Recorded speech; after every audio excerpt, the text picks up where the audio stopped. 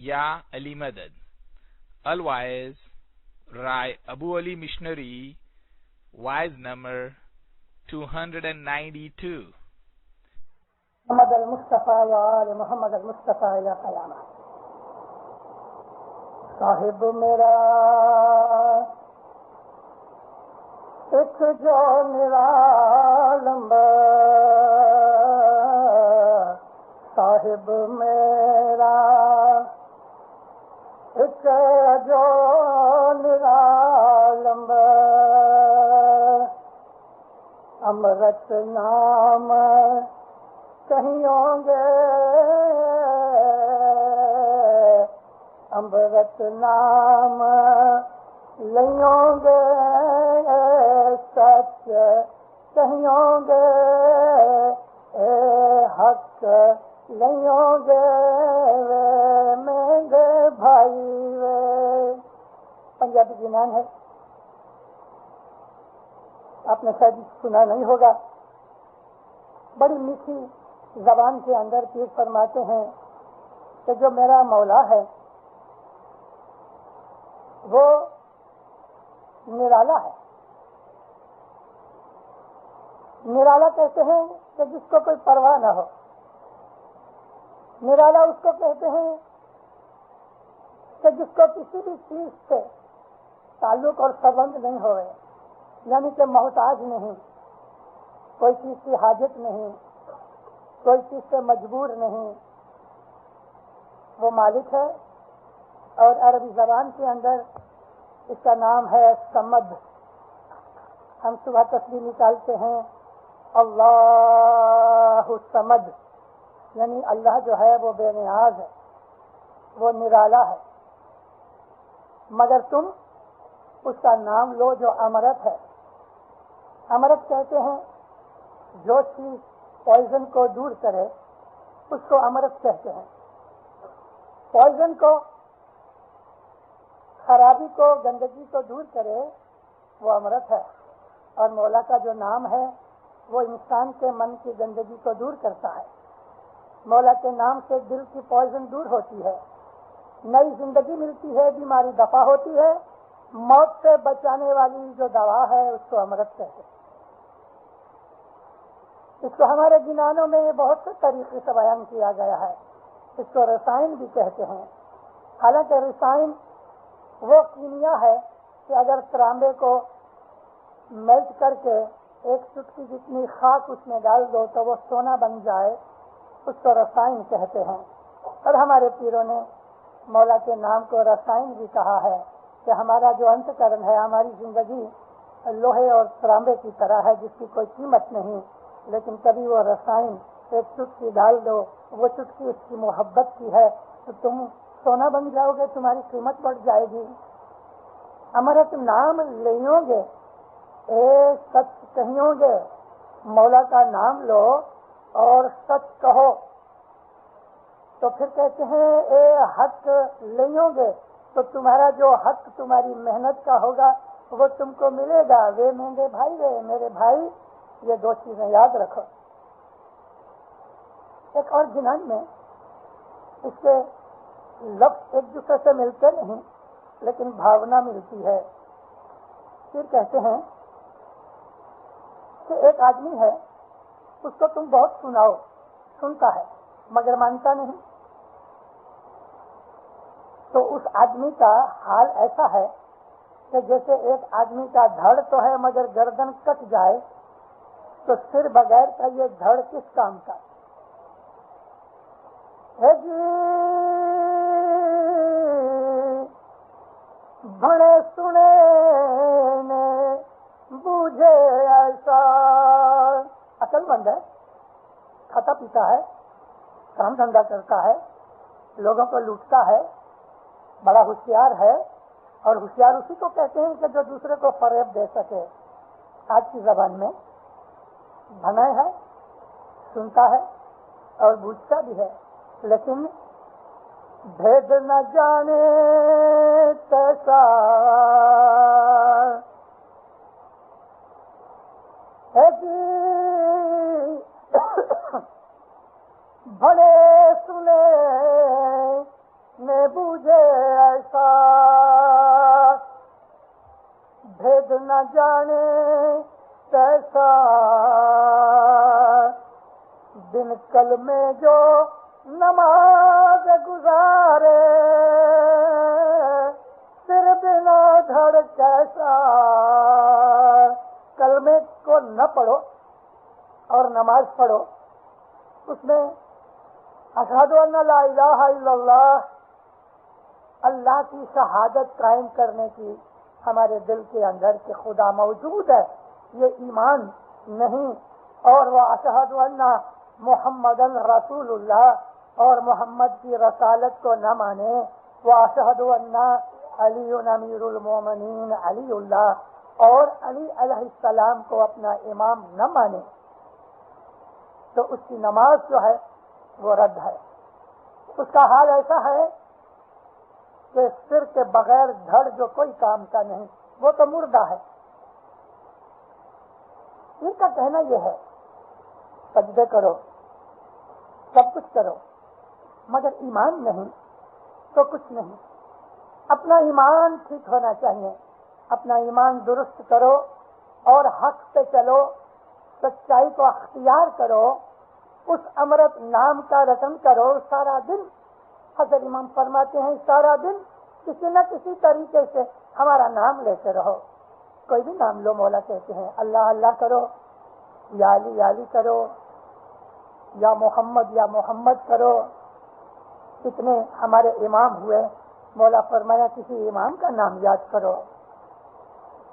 1988 کے اندر جب امام باپ ٹیکس کے اندر آئے تو یہ 2-3 جگہ مولا نے یہ فرمان کیا کہ سارا دن کسی نہ کسی طریقے سے خدا کے ساتھ اپنی لو لگا کے رکھو, اس کا نام لیتے رہو. وہ امرت ہے, وہ امرت ہے, اندر کی پوائزن دور کرے گا. یہ پوائزن صرف یہی نہیں کہ ہمارے دل کی کدورتیں, ویر ورود, حسد وغیرہ, بلکہ پوائزن بہت سی قسم کی ہے.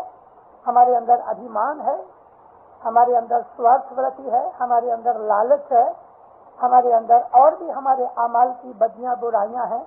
مولا کو کوئی پرواہ نہیں. کبھی حضرت امام کہے کہ تم یہ پانی مت پیو, تو وہ پانی نہیں پینا چاہیے.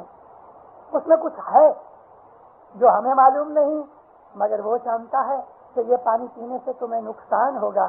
لیکن یہ سمجھ کے کہ یہ پانی تو پانی جیسا ہے, مگر اس کے مکھ مبارک سے اگر نکل گیا کہ تم یہ کام نہ کرو تو وہ کام خراب ہے. بہت مالدار آدمی تھا, بہت برس پہلے میں نے یہ شاید اسی جماعت خانے کے اندر 8-10 سال پہلے میں نے یہ بات کا ذکر کیا تھا. آج مجھے پھر یاد آ گیا. بعض دفعہ پرانی باتیں یاد آتی ہے تو کچھ نہ کچھ سیکھنا ملتا ہے. بامبے کے درخانہ جماعت خانے کے سامنے آج بھی ایک 4 مالے کی بلڈنگ کھڑی ہے, اور اسی آدمی کے نام سے کھڑی ہے. یہ آدمی بہت بڑا بیپاری تھا, روئی کا, کاٹن کا بیپار کرتا تھا. اس میں سچا بھی ہوتا تھا. سچا یعنی آدمی لگاتے ہیں نا, اسپیکولیشن کرتے ہیں. مالدار شخص تھا, وقتدار آدمی تھا, انفلوئنسر تھا, اور اس کو اپنی اس بات کا پرائز بھی تھا. اس کی مہمانی میں مولا اس کو کہتے ہیں کہ تم یہ بزنس بند کرو. بس سر جھکا دیا, مگر گھر جا کے اس کو یہ خیال آیا حضرت امام دنیا بھر میں چھوٹا ہے اور اس نے کبھی بیپار کیا نہیں, اس کو کیا پتا. اب اسی امام کی بیعت کی ہے, اسی امام کو مہمانی کھلائی ہے, اسی امام کا نام لے کے جماعت خانے جاتا ہے, دعا پڑھتا ہے, مگر اس کے دل کے اندر بھنے سنے لیکن بوجھا نہیں, اس کا بھید نہیں پایا. تو اس کی حالت ایسی ہو گئی کہ صرف بغیر کا ایک دھڑ باقی رہ گیا.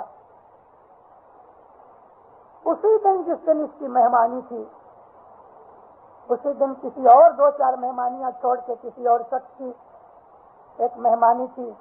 تو مولا پوچھتے ہیں کیا بزنس کرتے ہو؟ خداوند کاٹن کا بیپار ہے.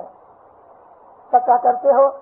خداوند سچا نہیں کرتا, میں خرید کے بیچتا ہوں.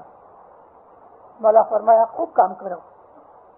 دونوں کا بیپار ایک ہے, دونوں کاٹن کے بیپاری ہیں. ایک کو کہتا ہے تم خوب کام کرو, ایک کو کہا تم کام بند کرو. اور جس نے فرمان مانا یعنی اس نے خوب اپنا بزنس بڑھایا، آگے بڑھ گیا. اس کو ایسا ہوا کہ مولا تو دنیا بھانی چھوٹے ہیں، اس کو بیپار کا کیا پتا. اس نے بیپار بند نہیں کیا، 6-8 مہینے کے اندر دیوالا پھونکا. ایسی خراب حالت ہو گئی، مال مل کے در داگینے بک گئے اور کھانے کی تکلیف پڑ گئی. شرم کے مارے باہر نہ نکلے. میں نے اپنی آنکھوں سے اس کو دیکھا ہے، چائنا سلک کا سوٹ پہنا ہے لیکن اس کو دھونے کے لیے صابن کے پیسے نہیں.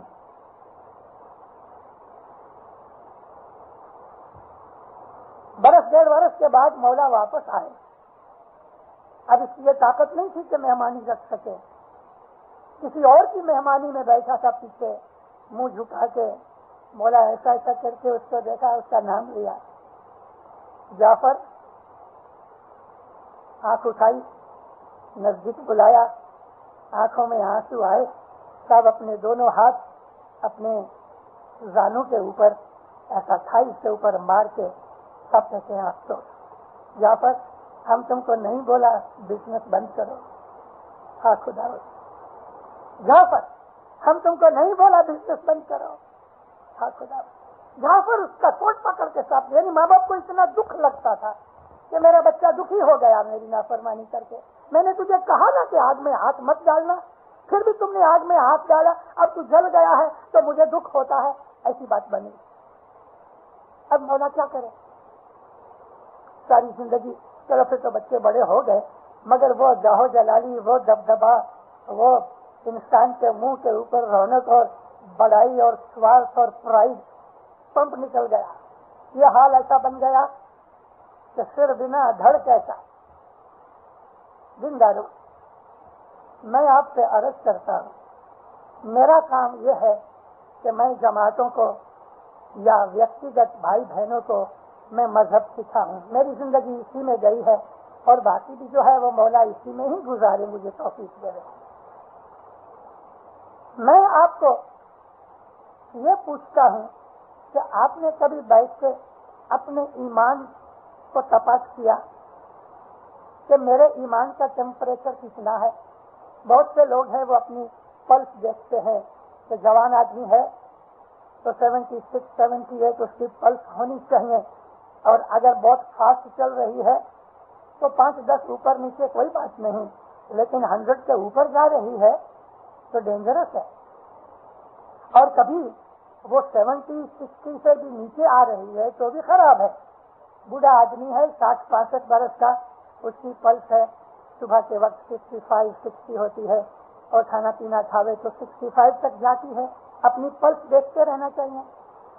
اسی طرح سے اگر انسان کو ایسا لگتا ہے میرا بدن گرم ہو گیا تو تھرمومیٹر لے کے وہ دیکھتا ہے میرا ٹیمپریچر کتنا ہے. آپ نے اپنے من میں کبھی سوچا میرا ایمان کیسا ہے؟ ٹیک فار گرانٹ مت لو. اپنے ایمان کی تپاس کرنی چاہیے، کارن کہ ہم کو جواب دینا ہے، ہمیں مرنا ہے اور مرتے وقت ہمیں حساب دینا پڑے گا. کیا ہم اس شاہ کریم الحسینی کو اپنا 49واں امام مانتے ہیں؟ الحمدللہ مانتے ہیں.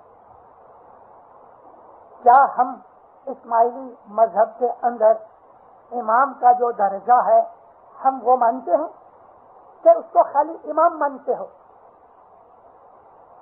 اسماعیلی مذہب جو ہے وہ اسلام ہے. شریعت تک رہو تو حضرت امام ہمارا ایک مرشد ہے، لیکن اسماعیلی طریقہ جو ہے اس کا نام ہی طریقہ ہے. اس کا مطلب یہ ہے کہ ہم شریعت کے اوپر ہیں. ہم نے شریعت چھوڑ نہیں دی، لیکن ہمارے لیے شریعت کے بہت سے بندھن کی ضرورت نہیں ہے. اس لیے نہیں ہے کہ ہم نے ایک مرشد مان لیا ہے اور اس مرشد کی وجہ سے ہم کو بہت سی شریعت کی چیزیں جو ہیں وہ ایگزمپٹ ہیں. میں یہ بات صرف اپنے ہی جماعت خانوں کے اندر کرتا ہوں دینداروں، یہ بات نہیں. مولا کے فضل و کرم سے میں ایسی باتیں کہ ہم اسماعیلی بہت سی شریعت کے بندھن سے ایگزمپٹ ہیں. میں نے اپنے مسلمان بھائیوں کی مسجدوں میں جا کے کہی ہوئی ہیں. میں نے الحمدللہ عام پبلک کے اندر ہزاروں مسلمانوں کے درمیان وہاں بھی یہ باتیں کہی ہیں کہ ہم اسماعیلی قوم ہیں اور ہمیں ہر اسماعیلی بچے کو یہ چیزیں سمجھنی چاہیے. اب وہ زمانہ بہت نزدیک آ رہا ہے. شروع ہو چکا ہے کہ ہم کو مسلمانوں کے ساتھ زیادہ سے زیادہ ملنا پڑے گا، ضرور ملنا پڑے گا. اور اس ملنے کی وجہ یہ ہے کہ مولانا حضرت امام کو اسلام کی یہ جو بوٹ ہے یہ بہت کیچڑ اور مڈ اور کنارے میں پھنس گئی ہے، اس کو نکالنا ہے. اور مولا اسلام کی لیڈرشپ لینے کے لیے تب ہاتھ ڈالے گا کہ جب ہم اس کے اوپر بوجھ روپ نہ بنے. مولا کے اوپر بوجھ روپ یہ ہے کہ ہم مسلمانوں کے ساتھ مل نہ سکیں، مسلمان ہم کو مسلمان نہ سمجھے. یہ مولا کے لیے بوجھ، یہ مولا کو دکھ لگتا ہے کہ مسلمان ہم کو مسلمان نہ سمجھیں. کیوں؟ جاؤ اس کو پوچھو کہ تم ہم کو مسلمان کیوں نہیں سمجھتے؟ تو پہلے کہیں گے تم لوگ نماز نہیں پڑھتے. تو اپنے دل سے پوچھو کیا میں نماز نہیں پڑھتا؟ ارے ہم جتنی نماز پڑھتے ہیں مسلمان نہیں پڑھتے. ہمارے جماعت خانوں کے اندر ہماری وسطی کا پرمان اگر ریشو نکالو تو الحمدللہ ساری دنیا کے اسلام کو اکٹھا کر کے ان کی ریشو نکالو تو ہماری ریشو زیادہ ہے.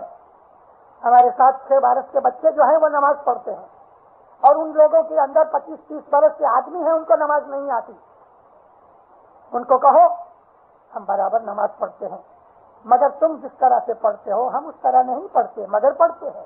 نماز کا مقصد کیا ہے؟ عربی زبان کے اندر نماز لفظ نہیں ہے. قرآن شریف کے اندر اس کا نام ہے صلاۃ. اور صلاۃ کہتے ہیں دعا مانگنے کو، اور ہم دعا مانگتے ہیں، ہم دعا پڑھتے ہیں. اے خدایا تو رب العالمین ہے، تیرے بغیر میں اور کسی کو سجدہ کرتا ہی نہیں، میں تیرے اوپر ہی آدھار رکھتا ہوں کسی اور پہ نہیں. کیا یہ نماز نہیں؟ آپ اس کو سورۃ الحمد پڑھ کے سناؤ، اس کو پوچھو کیا یہ نماز نہیں؟ آپ کے دل میں اپنے مذہب کی جان پہچان ہونی چاہیے. اگر آپ کے کھیسے میں $100 ہیں اور کوئی چیز آپ کو $75-80 کی خریدنی ہے تو آپ کو اس بات کی طاقت ہے کہ میرے پاس پیسے ہیں. لیکن آپ کو ایک چیز کے اوپر من آیا ہے $10 کی ہے اور آپ کے کھیسے کے اندر $8 ہیں تو آپ وہ چیز نہیں خرید سکتے. اپنا مذہب جاننا چاہیے، اپنے مذہب کا علم ہونا چاہیے. اور اس لیے کہ ہم مسلمان ہیں اور سچے مسلمان ہیں، ان کو کہہ دو ہم شریعت سے اونچے ہیں. شریعت کی بہت سی چیزیں ہم تو ایگزمپٹ ہیں کیونکہ ہمارے پاس ایک مرشد ہے جو تمہارے پاس نہیں. وہ کہیں گے رسول اللہ کے بغیر ہمیں اور کسی مرشد کی ضرورت نہیں. بالکل قبول ہے. میرے کو کوئی دکھ آ جائے، مجھے کوئی سوال آ جائے تو میں رسول اللہ کو کہاں ڈھونڈوں؟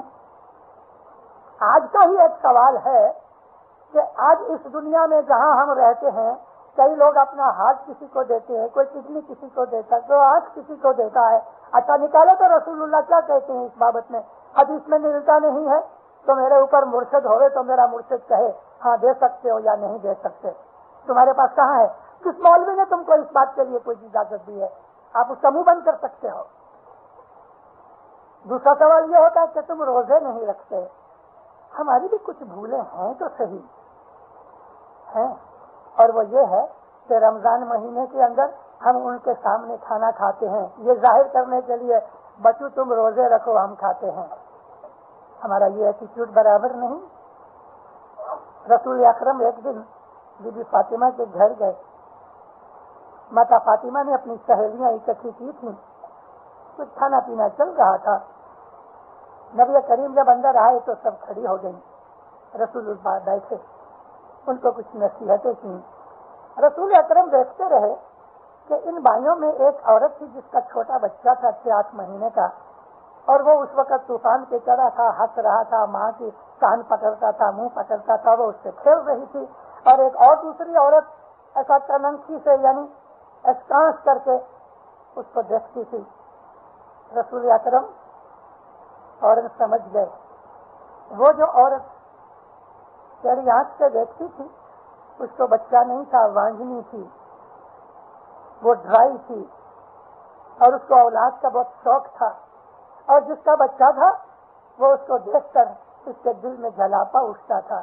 رسول اکرم عائشہ سے فرماتے ہیں کہ اپنی اولاد سے پریم کرو، لیکن غیروں کے سامنے پریم کی ضرورت نہیں، یعنی تو پریم کرتی ہے اس کا دل جلتا ہے۔ آپ کسی بھوکے آدمی کے سامنے کھانا کھا رہے ہو تو اس کے کلیجے سے دھواں نکلتا ہے، حالانکہ وہ نہیں جانتا کہ اس کو اس کی سزا اس کے کرم کی اعمال کی ہے۔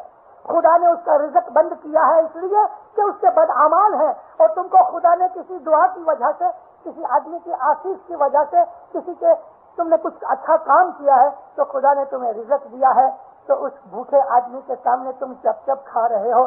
خدا کو یہ عادت بھی پسند نہیں ہے، ہو سکتا ہے تمہارا رزق خدا بند کر دے رہے۔ تو ہماری یہ عادت کہ ہم جب رمضان مہینہ آتا ہے اور ان کے سامنے ہم لوگ کھاتے ہیں، یا بعض آدمی کہہ دیتے ہیں ہم اسماعیلی ہیں، ہم کو مالک نے کہا روزے نہیں رکھو۔ کس نے کہا روزے نہیں رکھو؟ کون سے امام نے منع کیا؟ ارے امام تو فرماتے ہیں کہ تم روزہ رکھو، لیکن خالی 30 ہی دن کے روزے نہیں، 365 دن کے کرو۔ ہر روز تمہارا روزہ ہونا چاہیے، اور ہر روز روزہ یہ ہے کہ تم نیک اعمال کرو، تمہارے خیال بدیوں کی طرف، گناہوں کی طرف، عیش کی طرف، وائسز کی طرف نہیں جانے چاہیے، اور یہ سچا روزہ ہے۔ ہم یوں تو کھانا کھاتے ہیں، کہتے ہیں ہمارے امام نے کہا ہے انتر کا روزہ رکھو، مگر رکھو تو صحیح۔ انتر کا روزہ رکھنے والے جو عابد ہوتے ہیں، نیک ہوتے ہیں، پرہیزگار ہوتے ہیں، دینداروں، وہ دنیا کے اندر عیش آرام کی زندگی کو پسند نہیں کرتے۔ ہمارا کھانا پینا وہ بھی مذہب کے اندر کنٹرول میں رہنا چاہیے۔ تو مسلمانوں کے ساتھ ہمیں اسلام کا فالوور بن کے چلنا چاہیے۔ ہم ان کو آرام سے اگر سمجھانے تو ان میں موسٹلی ایسے ہیں علم والے، وہ سمجھتے ہیں، لیکن ان لوگوں کے اندر جو جاہل ہیں ان کے ساتھ ڈسکس کرنے کی کوئی ضرورت نہیں، مگر اپنے آپ کو اسلام کی بھاونا میں لے کے آؤ۔ اسلام کی بھاونا میں یہی نہیں ہے کہ تم داڑھی رکھو اور منہ سے منڈا دو، یہ جو شریعتی لوگ کرتے ہیں۔ اسلام کی بھاونا یہ نہیں ہے کہ تم لوگوں کے سامنے نماز پڑھ لو، اسلام کی بھاونا یہ نہیں ہے کہ تم لوگوں کے سامنے دکھانے کے لیے روزے رکھ لو۔ پاکستان اسلامی دیش ہے نا، 80% پاکستانی روزہ نہیں رکھتے، مگر لوگوں کے سامنے کھاتے نہیں، اور ہم ان کو سامنے کہہ دیتے ہیں۔ اس لیے ہمارا ایٹیٹیوڈ بدلنا چاہیے، ہمیں اچھا سچا مسلمان بننا چاہیے۔ آپ ان کو کہو ہم نماز پڑھتے ہیں، ہم روزے رکھتے ہیں، اور الحمدللہ ہم ویسے روزے رکھتے ہیں اور ہمیں رکھنے بھی چاہیے۔ رمضان مہینہ آوے تو جتنا بن سکے اتنے روزے رکھو، اور روزے اچھے ہیں بدن کے لیے بھی، برین کے لیے بھی، اور روح کے لیے بھی۔ روزہ رکھنے سے بہت سے فائدے ہوتے ہیں۔ آدمی کا مزاج جو ہے نا وہ اس کے کنٹرول میں آ جاتا ہے، اور روزہ رکھنے سے انسان کی نظر صاف ہوتی ہے، بد نظری نہیں ہوتی، اس کو شہوت اور سخت نہیں رہتا، یہ بہت سی برائیاں بدیاں نکل جاتی ہیں۔ اور ہر نبی کو خدا تعالیٰ نے جب نبوت ظاہر کرنے کا حکم عطا کیا تو اس سے 30 یا 40 دن پہلے اس نبی نے روزے رکھے، اور نبیوں کا روزہ یہ تھا کہ وہ 30 یا 40 دن تک، رسول اکرم نے 30 دن رکھے، موسیٰ نبی نے 40 دن رکھے، اور عیسیٰ نبی نے بھی 30 دن رکھے۔ تمام نبیوں کی ہسٹری دیکھ لو، انہوں نے 30 40 روزے رکھے، اور یہ 30 دن یا 40 دن نہ انہوں نے کھایا، نہ پیا، نہ نیند کی، عبادت میں مشغول رہے۔ ہم کو بھی برس میں ایسا فرض کے طور پہ 2 روزے رکھنے کا حکم ہے، جس کو ہم شکرواری بیج کہتے ہیں۔ یہ شکرواری بیج جو ہوتی ہے یہ خدا تعالیٰ کی شکر گزاری کے اندر ہے، اور اسلام کے اندر بھی جو اللہ نے حکم کیا ہے کہ تم رمضان مہینے کے 30 روزے رکھو، وہ بھی حقیقت میں اسلام دین ملا ہے اس کی شکر گزاری کے لیے ہے۔ جتنا بن سکے رکھو۔ اگر سارے رمضان میں سب روزے نہیں رکھ سکتے تو دینداروں ہمارے پیر کو یاد کرو، امام نے اس میں بہت سی سہولت پیدا کر دی ہے۔ اصل ہمارا مذہب جو ہے اسماعیلی طریقہ وہ یہ ہے کہ ہر تھرسڈے کو، ایوری ویک، برس میں 52 ویکس آتے ہیں، ہم اسماعیلیوں کے اوپر 52 روزے یہ اور 2 روزے ہماری شکرواری بیج کے ہمارے اوپر 54 روزے فرض تھے، 30 نہیں. کہاں آج کوئی جنان پڑھنے والا ہے نہیں، جنان کو دیکھنے والا کوئی نہیں، بلکہ جنان کے دشمن پیدا ہو گئے کہ یہ جنان نکال ڈالو. اور جنان تو خالی ہندوؤں کے لیے تھے، حالانکہ جنان کے اندر جتنا اسلام ہے اتنا اسلام دوسروں کو تو پتا بھی نہیں ہے. پیر شمس ماں باپ نے کہ ستگور نور کے بعد بھی شمس آئے، انہوں نے 84 جماعت خانے بنائے، اور وہ جماعت خانے بھی تبت اور چائنا کے اندر 84 بنائے، اور جو ہندوستان میں بنائے وہ اور تھے. بنگلہ دیش کے اندر سب سے بڑا جماعت خانہ بنایا جس کا آج نام ڈھاکہ ہے. اسی کا نام وہ زمانے میں بنگلہ دیش گام کا بھی نام تھا، جیسے کہ کویت سٹی بھی ہے، کویت کنٹری بھی ہے. اس طرح سے بنگلہ دیش ڈھاکہ کا نام تھا، بنگلہ، اور دیش کا سارا نام بنگلہ دیش. جنان کے اندر بنگلہ دیش کا نام ذکر کیا گیا ہے، اور پیر شمس نے وہاں اس زمانے کا سب سے بڑا جماعت خانہ بنایا اور مکھی اپوائنٹ کیا، اور مکھی کے ساتھ ایک تھانک جس کا نام وسطہ لکھا گیا چوپڑی میں، پیر نے اس کو بھی مقرر کیا کہ وہ کیئر ٹیکر کے طور پہ جماعت خانے کا 24 گھنٹے دھیان رکھے. تو پیر شمس نے 12 پہر ورت کا حکم دیا. ورت یعنی روزہ. جمعرات یعنی تھرسڈے صبح نیاز پی کے ہمارا روزہ چالو ہو گئے، سارا تھرسڈے نکل جائے اور شام کو نیاز پی کے تھوڑا پانی پینے کی رضا، بس پھر روزہ چالو. کچھ کھانے کی رضا نہیں، پانی کے سوا اور کوئی دوسری چیز پینے کی رضا نہیں. شام کو نیاز پی کے اور پانی پی کے پھر روزہ چالو. ساری تھرسڈے نائٹ بیت گئی اور سارا صبح کے وقت فرائیڈے کو واپس نیاز پی کے تھوڑا پانی پینے کی اگر ضرورت ہو گئی تو رضا تھی، اور سارا شکروار نکل کے شکروار کی شام کو وہ اپنا ورت اپنا روزہ توڑے. تو یہ 36 آورز ہوتے ہیں. ایسا ہر ویک کرنے کا حکم تھا. ایوری ویک اسماعیلی مذہب جو ہے وہ دوسروں سے زیادہ مشکل ہے. میں نے اپنی آنکھ سے دیکھا ہے، میری فیملی کی نانیاں دادیاں بوڑھیاں 12 پور کا روزہ رکھتی تھیں ایوری تھرسڈے. میں آج سے 60-70 برس پہلے کی یادی کر رہا ہوں.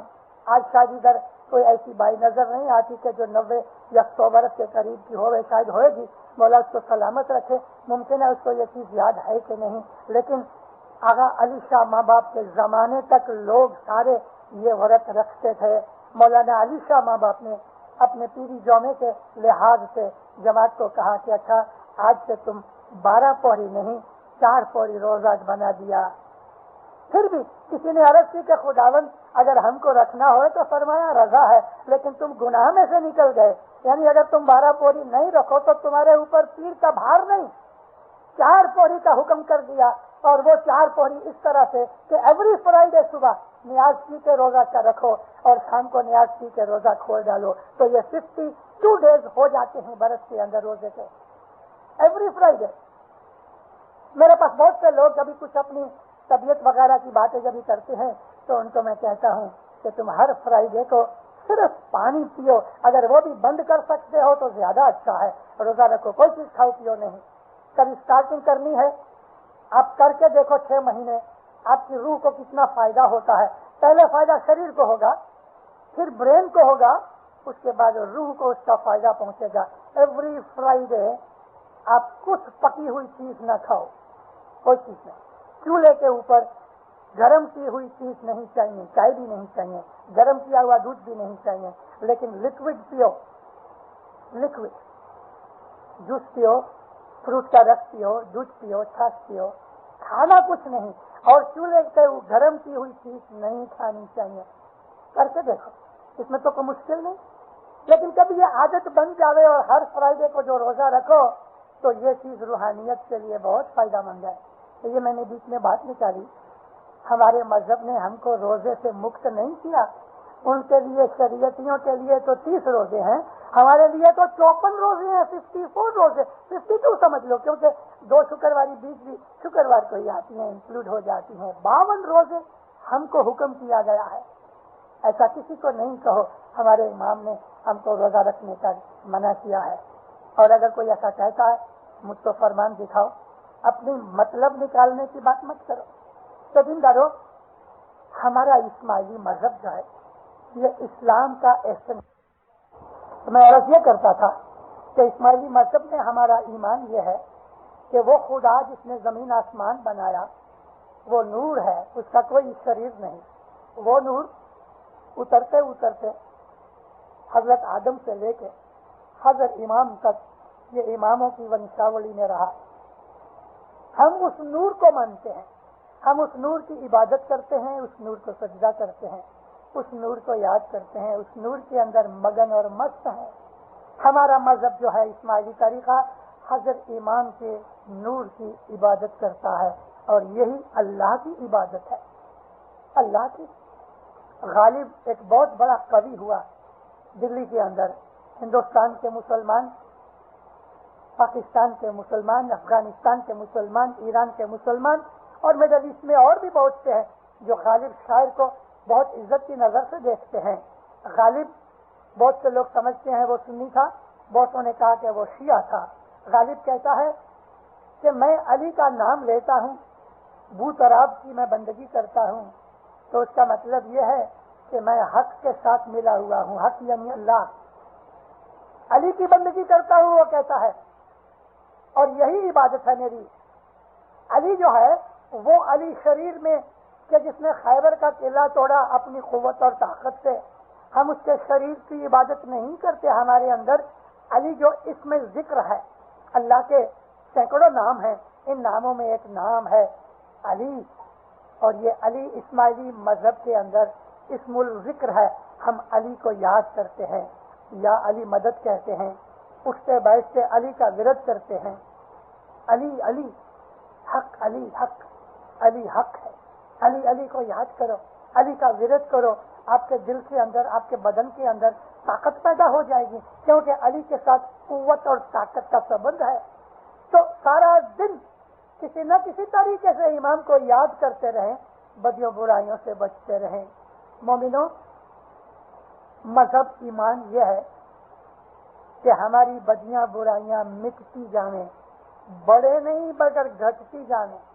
جھوٹ بولنا اچھا نہیں، شراب پینا گناہ ہے، کسی کا حسد کرنا گناہ ہے، کسی کو گالی دینا گناہ ہے، پرائی عورت اور پرائے مرد کے اوپر بری نظر ڈال کے اپنے من کو خراب کرنا جس کو ہم بد نظری کہتے ہیں گناہ ہے. کسی کا حق کھا جانا گناہ ہے، کسی کو پرومس دے کے توڑ دینا گناہ ہے، کسی کو دغا دینا، فریب دینا گناہ ہے، کسی کے اوپر آروپ لگانا گناہ ہے، کھوٹی گواہی دینا گناہ ہے. سوارتھورتی، ابھیمان، نندا، بدگوئی جو ہماری قوم میں بہت ہے. نندا بدگوئی تیری میری بہت ہے.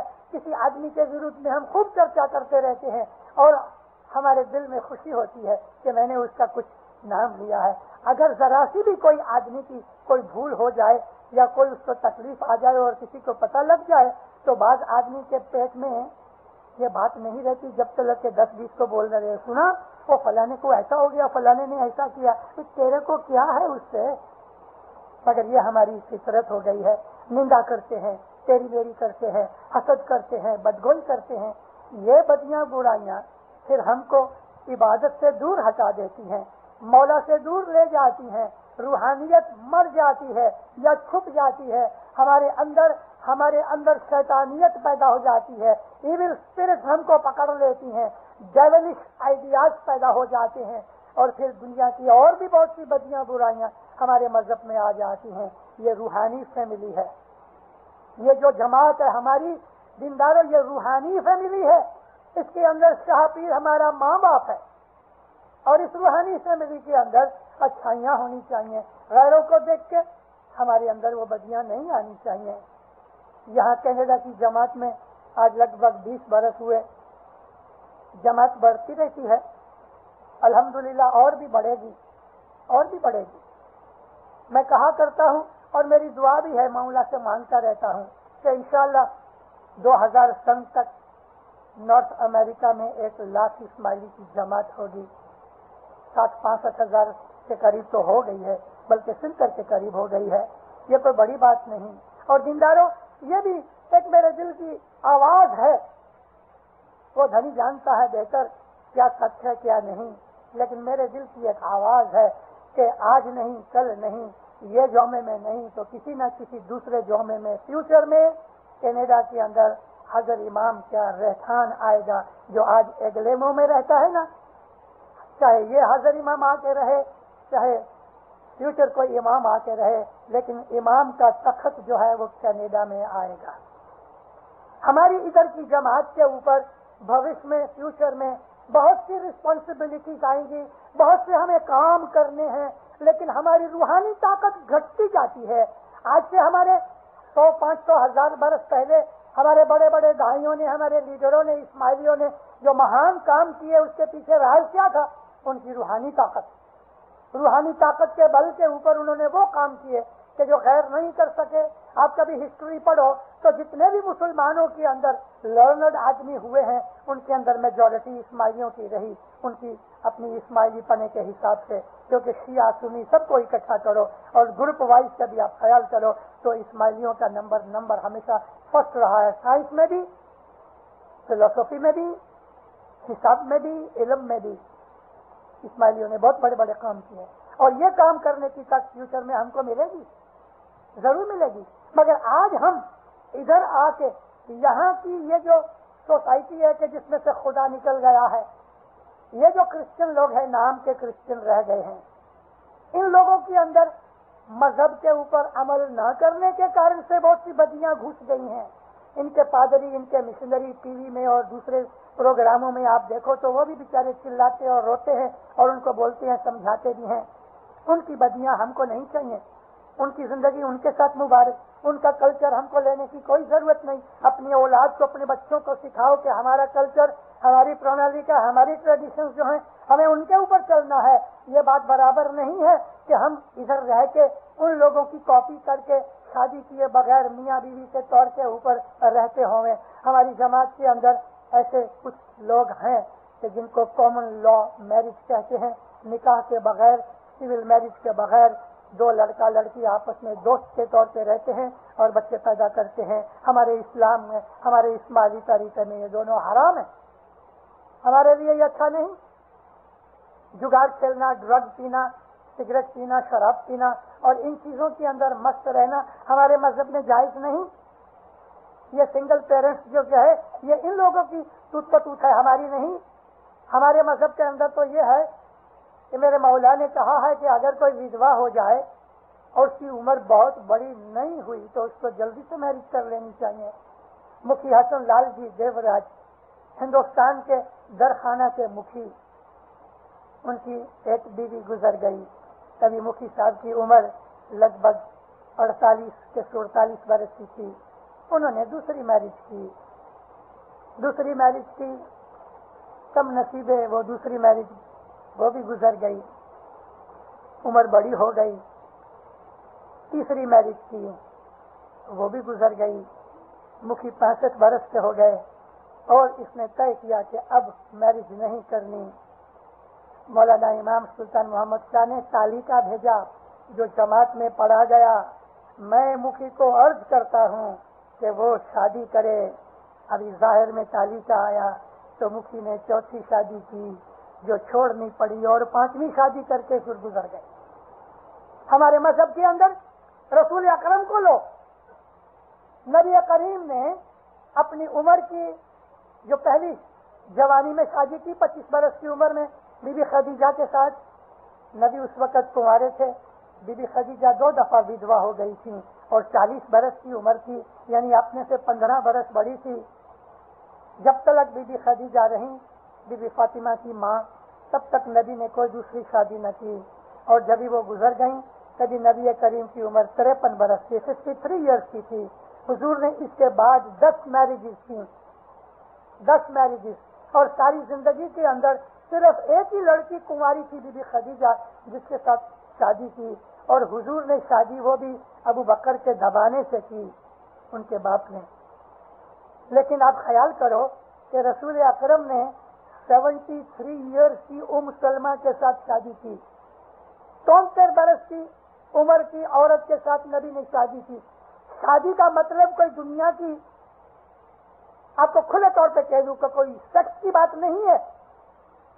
شادی کے اندر یونین ہے، साथी है, कंपनी है, एक दूसरे के दुख में भागीदार बनने की बात है। कंपनी मिलती है, मानसिक कंपनी मिलती है, रूहानी कंपनी मिलती है, और शादी का यही मकसद है। अलबत्ता औलाद भी शादी का मकसद जरूर है ताकि नस्ल कायम रहे, लेकिन हकीकत में शादी का मेन मकसद जो होता है तो वो कंपनी होती है। दीनदारों, मैंने अपनी जिंदगी की बातें वाइज में नहीं कही और मैं नहीं कहना चाहता, क्योंकि ये इमाम के वखान की जगह है, मेरी नहीं। लेकिन मैं आपको हजर इमाम के फरमान के अंदर रह के कि जो बैतुल ख्याल में एक फरमान किया, माँ बाप एक दफा फरमान किया कि जो आदमी ने शादी नहीं की और शादी की नीयत नहीं है, उसको बैतुल ख्याल की इबादत के अंदर नूर नहीं मिलेगा। वो बख्शिश देना चाहे तो और बात है, लेकिन उसने कहा है, और ये मेरा पर्सनल एक्सपीरियंस है कि शादी करने के बाद अगर वो आदमी सच्चा है, अपने रास्ते पे है, तो उसको इबादत में जो बख्शिशें मिलती हैं वो शादी से पहले नहीं। शादी सिर्फ दुनियादारी ही नहीं, शादी में दीनदारी है। लेकिन निकाह करो, मैरिज करो, ले भागने की बात नहीं।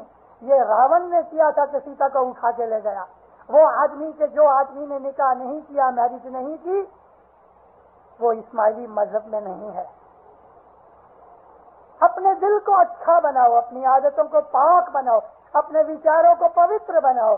रूहानी इंसान हमें बनना चाहिए। हमारा मजहब रूहानी मजहब है। इसीलिए मैंने अर्ज की कि हम शरीयत से ऊंचे हैं, क्योंकि हम हर चीज को रूहानी नजर से देखते हैं। खाना खाते खाते भी हमको ये ख्याल रहता है कि मैं ये खाना खाऊं तो ऐसा तो नहीं कि सुबह में इससे इबादत नहीं होगी। वो खाना भी हमारे लिए जायज नहीं कि जिसके खाने से हमारी इबादत खराब होती होवे। डॉक्टर इकबाल कहता है, रूह को उसने एक बर्ड कहा है।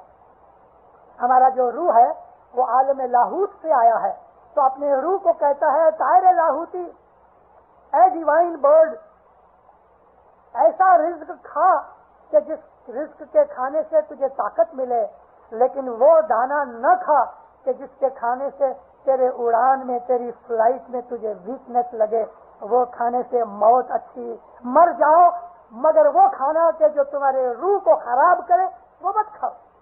सिर्फ खाने की बात ही नहीं, हमारी हर चीज मोमन, इस्माइली मोमन वो है कि जो अपनी रूहानियत के ही अजमत में ख्याल में रहता है। हजर इमाम के बैतुल ख्याल के फरमान सुनते रहो। बाबा फरमाया, आखिरत का ख्याल करो। ये बहुत छोटी है, ये बहुत टूकी है, ये शॉर्ट लिविंग है। असल हकीकत हमारी एटर्नल है।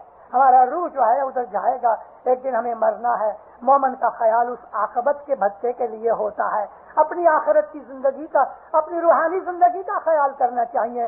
उन गैर लोगों के साथ के जिनके पास मजहब नहीं, उन लोगों के पास के जिनके पास रूहानियत नहीं, उन लोगों के पास जिनके पास इमाम नहीं, उनकी यारी दोस्ती अच्छी नहीं।